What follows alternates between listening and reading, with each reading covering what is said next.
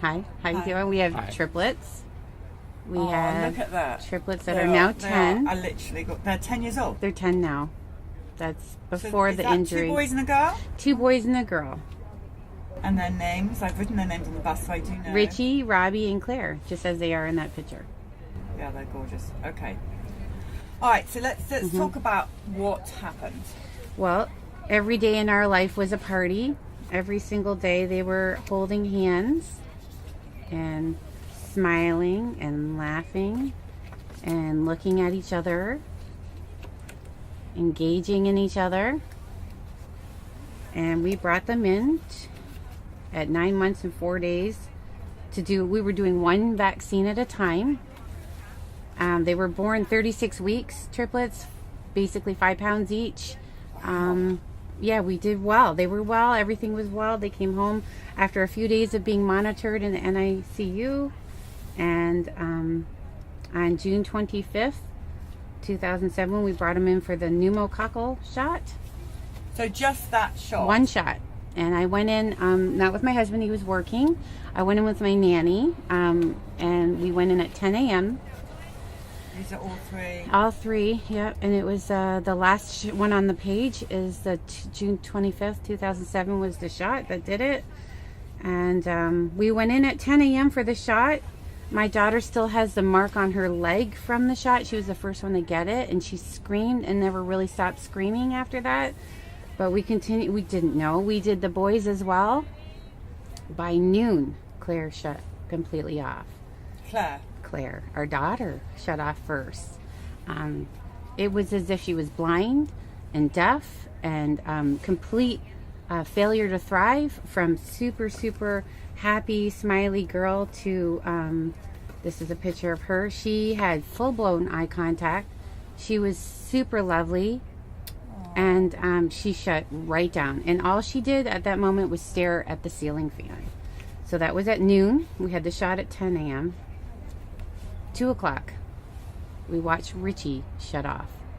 All his raspberry blowing and mama dada and the furniture walking and everything, they just shut off. All the giggles, all the smiles. Again, failure to thrive.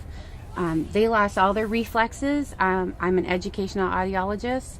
I actually did the test for the stapedial reflex, which is a little muscle in the middle ear, just to see if a muscle they can't control was still working, and it didn't. The stapedial reflex dampens sound, so your ears don't hurt from a really loud sound, and both of them had no stapedial reflex. They stopped blinking, stopped yawning, stopped coughing, stopped sneezing. You could go towards their eyes and they wouldn't even nothing would faze them. They lost their startle reflex. I threw a telephone book on the floor behind them, and no startle. Nobody even looked to see what it was. So that was 2 o'clock. We watched Richie shut down, and I couldn't breathe. But here we go. The worst is when we saw the final one shut down. Sorry.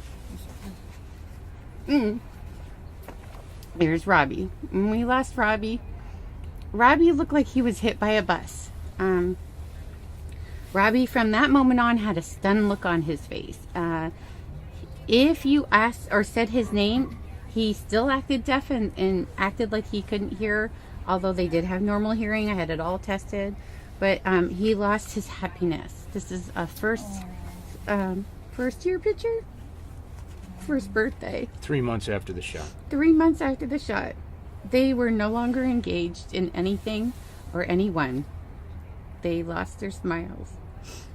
They just were in their own little separate worlds.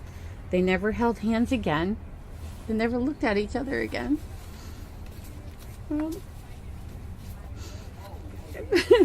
Sorry. Vaccine injury is real. We were told it was genetic. And then we were told by geneticists that there's no possible way 3 children was shut off on the same day. That was absolutely statistically impossible, especially being 2 boys and 1 girl. So we were also told we could not sue anyone. We were told we signed for that shot. No doctors could be sued. No vaccine manufacturers could be sued.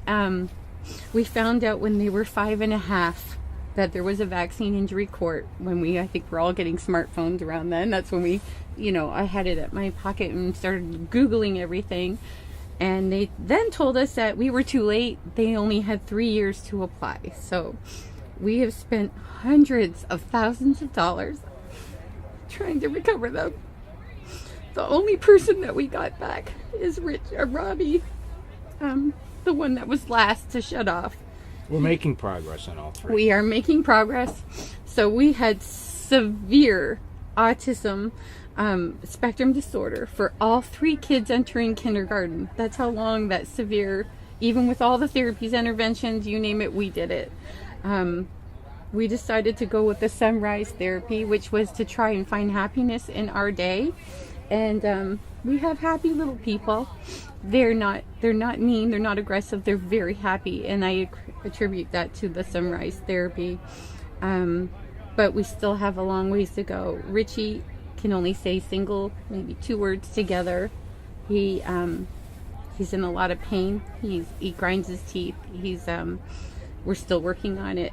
Claire is still completely nonverbal, not potty trained. Richie's not fully potty trained. Robbie is now, and Robbie is approaching grade level, but severe OCD. And we're coming along. It's just one day at a time. My husband wanted to kind of tell you what a day in our life can look like. Even, because of what do you do? What's your... Property management.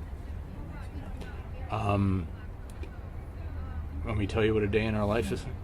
So you got, say, a 6 or 7 or 8 year old child who's not potty trained, and at 2 or 3 or 4 o'clock in the morning they fill their diaper. Well, you assume that's pretty uncomfortable, so they take it off. Pretty soon it's all over them. It's all over the bed. In short order, it's all over me. It's all over her. I'm snapping at her. She's snapping at me. We're both snapping at the kid, who is the only innocent party in the whole scenario. And the one thing that's conspicuously absent from that scenario is anybody who told you that shot was safe. They're all asleep in their bed. They haven't got a problem in the world.